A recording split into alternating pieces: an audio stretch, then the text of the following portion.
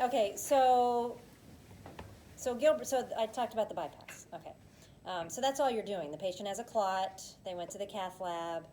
The doctor puts the catheter in the vessel. So you've got your coronary arteries, right?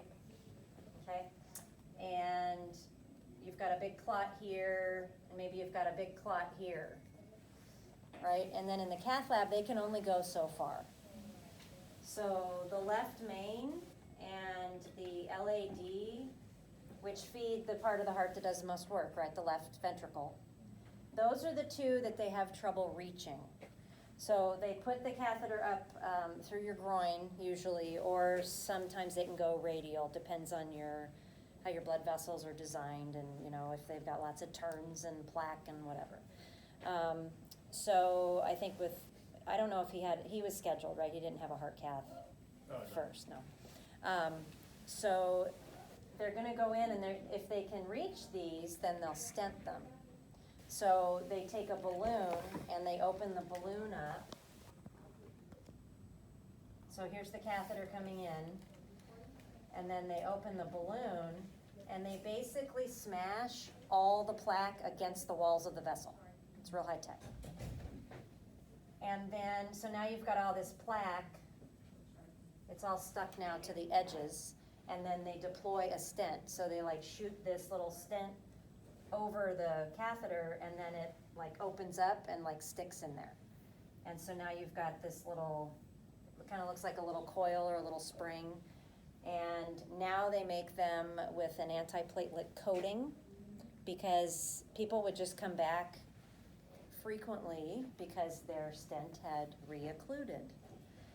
And I've even seen docs put 10 or 12 in a row, which seems kind of excessive, but the patient didn't have to have an open heart surgery, right? So that's the whole stent thing, and that's what happens most often. But if I can't reach these in the cath lab and I need good blood flow, I'm going to take another vessel from the patient, either their saphenous vein, which is the most common, the lima, which is the standard. That's the best choice, because you only have to cut it on one end and kind of turn it and attach it to the heart to bypass. Now, and you'll have to just look at a picture, and then it'll make sense, right? So the lima, the left internal mammary artery, is the most convenient. It's an artery, so it's going to be narrower, it's going to be more rigid. So arteries are harder, and because they have to handle a lot of pressure, right? And veins are a little more squishy. We all know, because we've spent a lot of time feeling our veins and other people's veins, right? They're a little bigger. So if you can use an artery to bypass, then it's going to last longer, it's going to work better. So that's always the first choice. So a lot of times that's part of the list of vessels they bypassed. What did it stand for again? I didn't get the M. Left internal mammary artery. So they'll dissect into the chest to get that artery. And so then they're going to, patient's going to go to the OR. Betty needs heart surgery.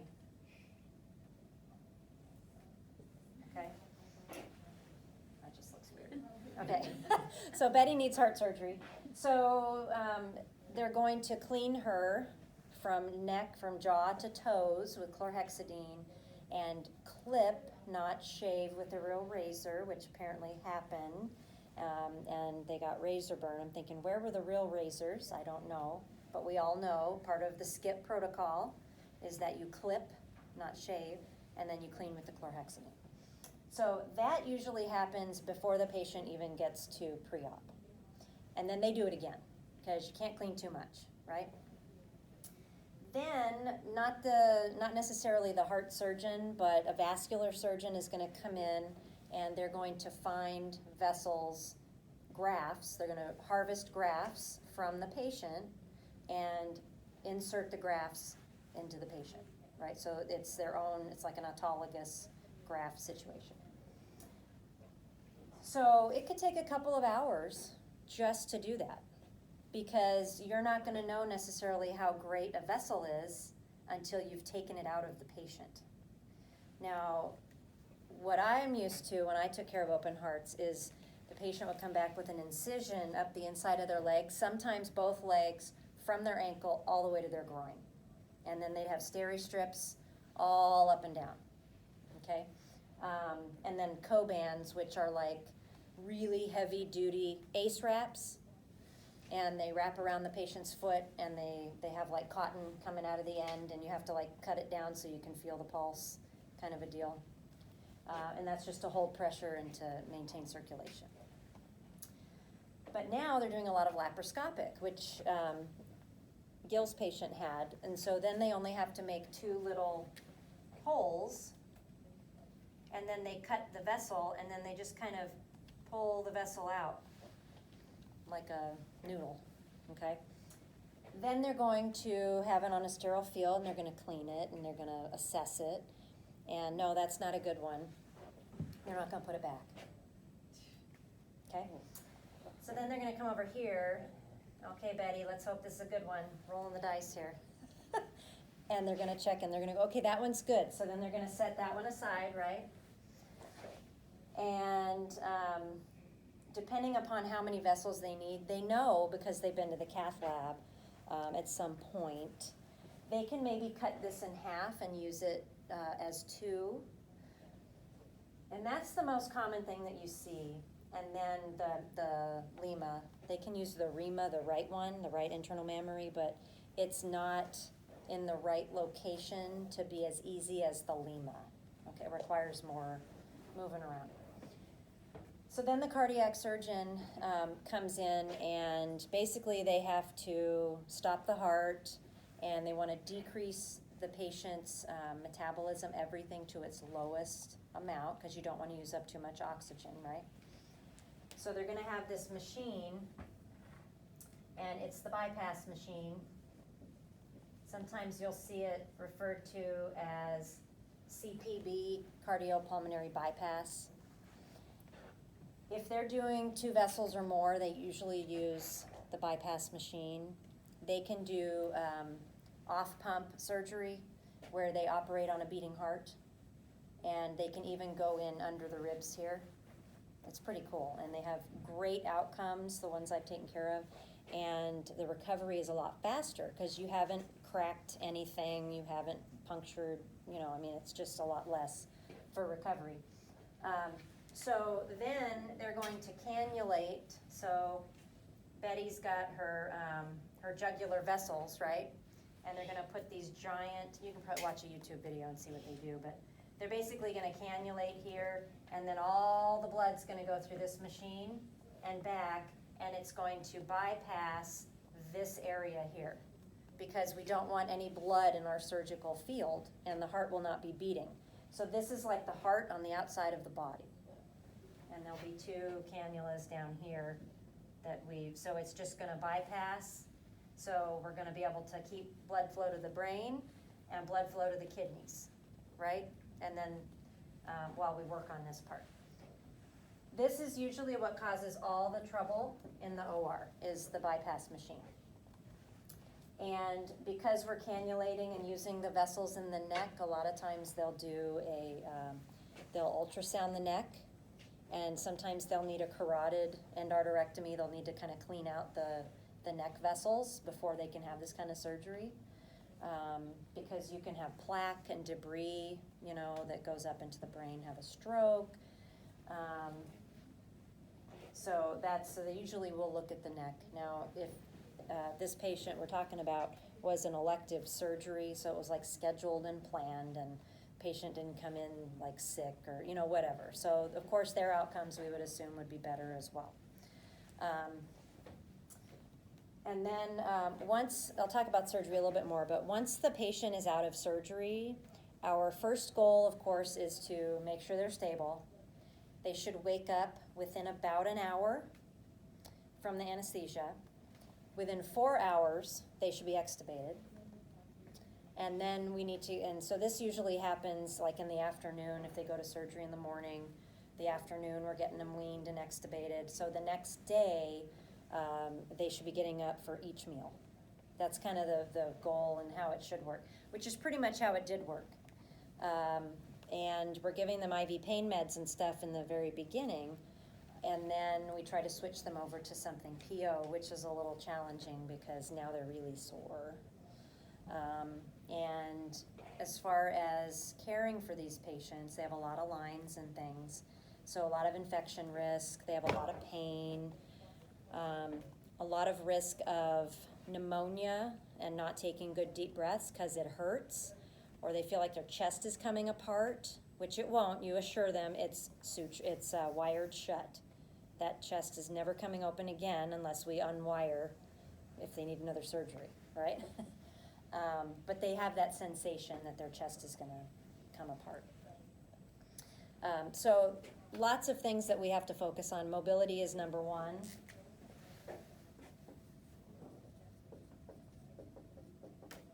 Early mobility.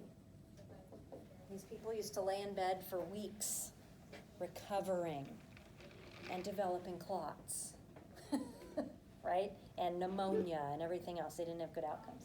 So they need to be up and moving the next day, minimum, if everything goes well. Okay, that should be the goal. I have had where the patient didn't wake up for hours and hours and hours, and it makes your job easier of doing all the lines and everything, but then you worry, did the patient have a stroke? You know, what's going on? You can't assess their neurostatus. So depending upon how the anesthesiologist kind of managed the patient in the OR, that can be an issue post-op. So the patient is packed in ice. They're given beta blockers to slow down their heart. They give potassium to stop the heart once they have everything going through the machine and they make sure it's all good to go. And they'll pack the heart in ice as well once they crack the chest. Then they use that saw, like in the movies, and they open the chest and they have a rib spreader and the whole thing. And then they're going to come in and they're going to go, okay, we're going to stitch from here, and we're going to take our graft and we're going to bypass the clot. Okay, and they just sew it right on there. I've had patients pop a stitch, and they got to go back to the OR. It's terrifying. It's not like you can see their heart. They just crash all of a sudden, because there's a lot of stuff going on in there, right? I mean, our heart is a very busy place, and there's a lot of movement of blood, and there's valves and the whole thing. So anyway, so that's kind of what they're going to do. The bypass machine, you really want on less than 30 minutes. The longer you're on it, the more complications. So they get a lot of heparin. Okay, so intra-op. The only reason I'm talking about this isn't because you're going to be OR nurses and perfusionists and whatever else, but you need to know what happens in there, so when they come out, these are the problems that I'm going to anticipate. So they get a boatload of heparin, tens of thousands of units, because it's got to go through this artificial machine, and we don't want it clotting, right? So they get a ton of heparin, and then at the end of surgery, they get protamine. Really important that you know that. Okay? They get mannitol, usually some kind of a diuretic, because in order to keep all of this perfusing, they've got to load it up with fluid, right? So they get a ton of isotonic fluid.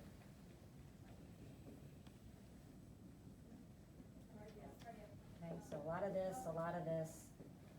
Mannitol, which we use mostly in neuro, but what happens when you have a diuretic? What does the urine look like? It's clear, it's really light colored, so when your patient comes back, their urine looks great. False sense of security. It's because they're trying to unload the 6 liters or whatever they got in the OR. So the urine looks like Lasix urine. Okay, so it looks like it's very dilute. Okay? So it's kind of, is this good kidney function or not? You know, that's something that you have to work out. a ton of fluid. But they're not necessarily fluid overloaded or dehydrated, but they are gonna have their chest open for probably 4 hours, if not more. So that's a couple liters just with evaporation, right? And then they're gonna have estimated blood loss. And then the other stuff that they do during the surgery, there's one person that's managing this machine. They're called a perfusionist, which I think sounds totally cool, right? So they're checking electrolytes, and because it would make sense that this patient could become acidotic, right? They're not breathing. They're checking lights and ABGs, and they're doing that frequently, and I'm not sure how frequent, but they're doing it a lot during the surgery. And then they fix it. So they check the potassium, they got all the point of care stuff right there. So I'm gonna replace the potassium. They're acidotic, I'm gonna give them some bicarb or whatever, okay? So the patient should look great during surgery, right?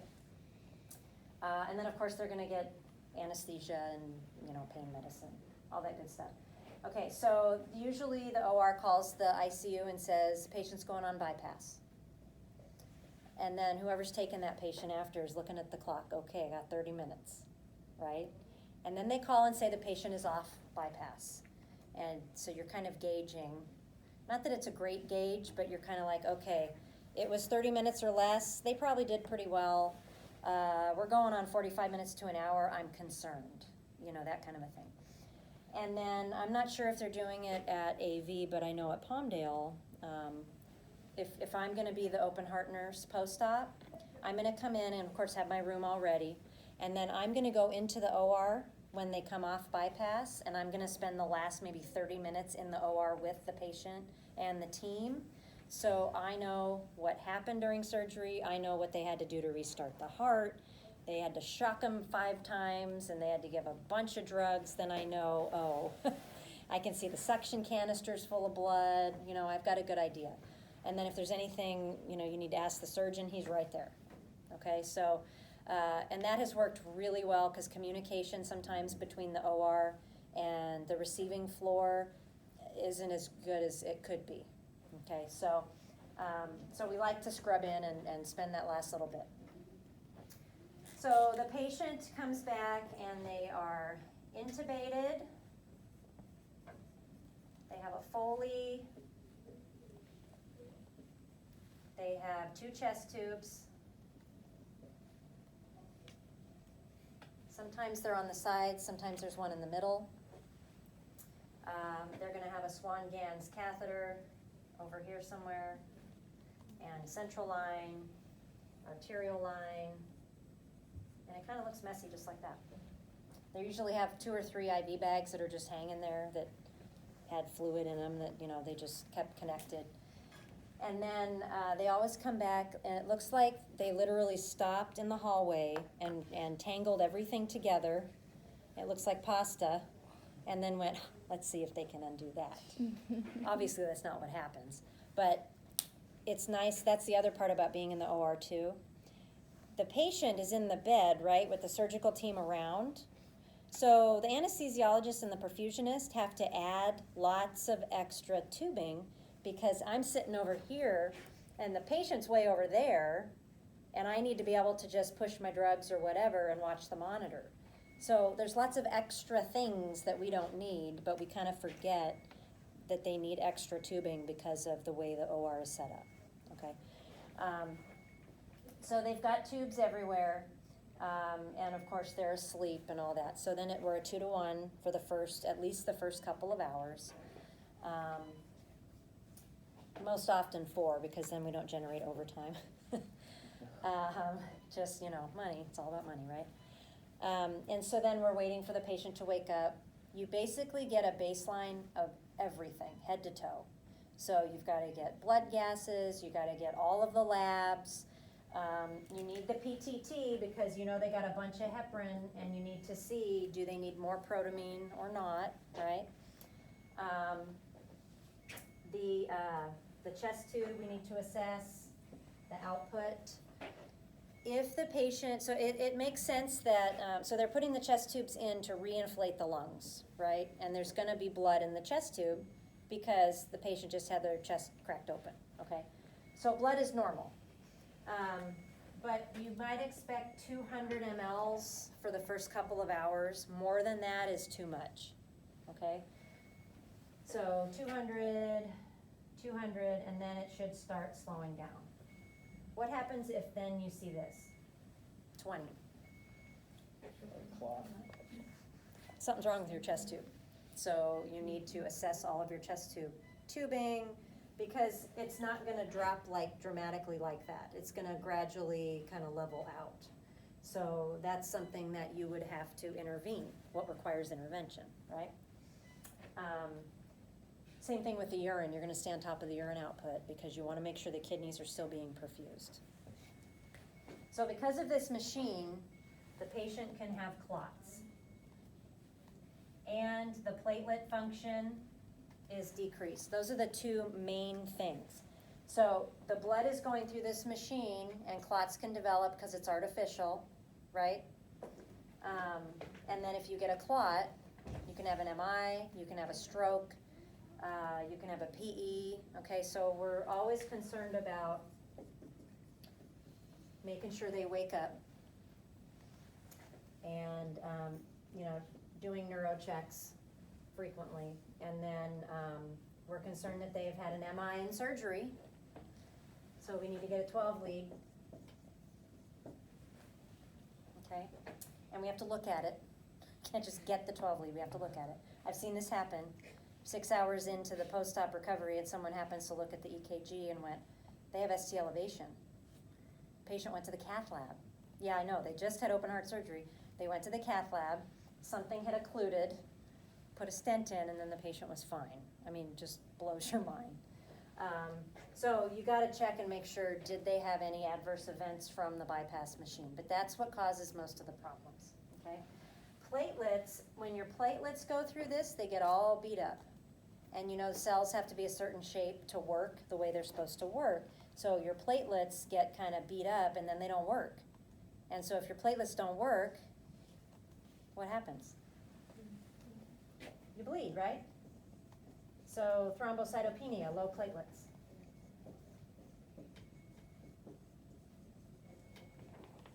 Okay? Plus they got a bunch of heparin.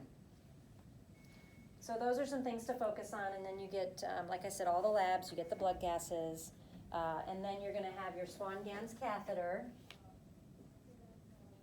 and that's gonna tell you all the pressures in the heart. Okay, and that's gonna give you an idea of, it's gonna guide your treatment. Okay, so the other patient, in contrast to the one that went well, went in emergently with, and that, number one, that increases your mortality by a percentage, like a higher percentage.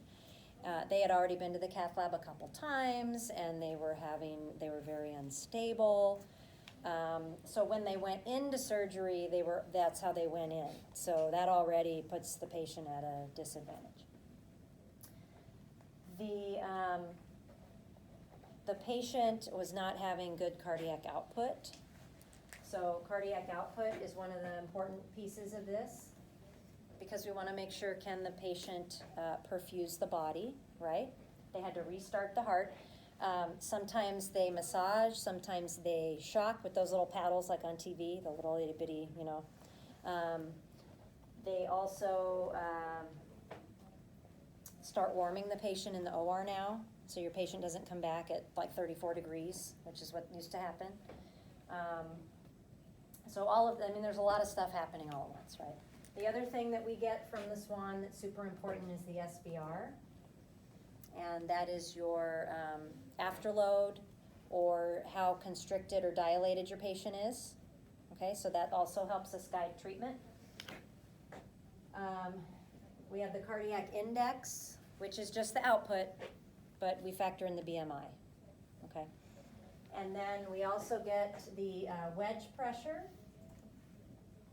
which tells us fluid status. If their wedge is high, they are wet, so wedge wet, whatever works.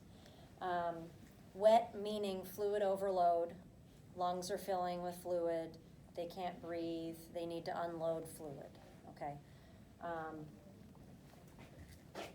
The PA pressures that we get, we're not really concerned about all the time, but the PA diastolic, the PAD, the end diastolic pressure, right before the heart pumps a beat, that pressure, whatever's left in the heart as we're, gonna pump out, that pressure is almost the same as the wedge. It might be off by a couple points. So we can use that as fluid status trending, okay?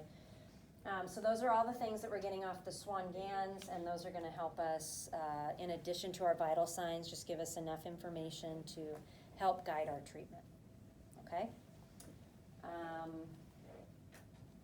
What else? Then, once the patient wakes up, so you've got all their numbers, you've got everything is stable, you've, taken care of the PTT, and you've given protamine, whatever it is, patient looks great. And then they start waking up, which is great, but all your numbers change. And as the patient warms up, what happens to your blood vessels when things warm up? They dilate. So now here's this perfect picture, and now all your vessels are starting to dilate because you're warming, patient's waking up, so pressures are changing, and then it's like then you get them extubated, and it's like a whole new patient that you now have to do this again and see where they're at, okay? So that's pretty good. And then you have electrolyte protocols, and the potassium is shifting in and out, and it's up and down, and you want to just try to keep it steady. And then you also have the potassium, and then you have the blood sugar. So the core measure, evidence-based practice for open hearts, it's like the skip plus. So there's something we have to report. The blood sugar has to be a certain amount by like 8 a.m. the next morning after the patient had their surgery. It's like this really trivial, specific, like I've got to make sure my blood sugar is down by this time, or we're going to fall out of our reporting, and then it looks bad, whatever. So a lot of times they're on an insulin drip to try to keep their sugar in control, so our cells will work, and the patient will do better. Okay, so that is kind of the surgery. All the heart surgeries are going to be similar to this. So you don't necessarily have to study, okay, this is the open heart, this is the valve, this is the transplant, this is the, whatever, because they're all about the same. So if you have an idea of the risks, the complications, okay, then you're pretty good to go, because you need to be able to assess the patient pre-op and see what kind of risks they have, and then post-op you need to be able to identify, is this a complication, or is this like a regular post-op thing that I should expect? And there's more to it, but this is the most important. And then keeping it simple with this early mobility, right? Because that's just nursing. Incentive spirometer makes them take a deep breath, makes them cough, they don't want to cough. Splinting, have them splint when they cough. That really important stuff that we do as nurses. It's terrifying the first time you get one of these patients out of bed, because they got all this stuff hooked up to them, and it's like, I can't get them out of bed like that. Oh, yes, you can. You just bring a friend and try to keep everything untangled, and they're going to be mad at you, but you're going to do it, because you're not there to be friends. You are there to get them home and keep them safe, okay? And then, so they get all stable, and so the patient that we talked about, that everything went well, they'll go to PCU. So like post-op day 2, they go to step-down unit. I don't know the percentage. I would guess 90% or more go into AFib. I don't know why. Maybe their heart's just had enough. They go into AFib, and then they have the RVR, and then they do the cardizem thing, or amiodarone thing, and they settle down, and then they, finally can go out to telly. But for some reason, that seems to happen a lot. You know. Okay, so that's that. Any questions on that piece? Okay, go ahead, Ann.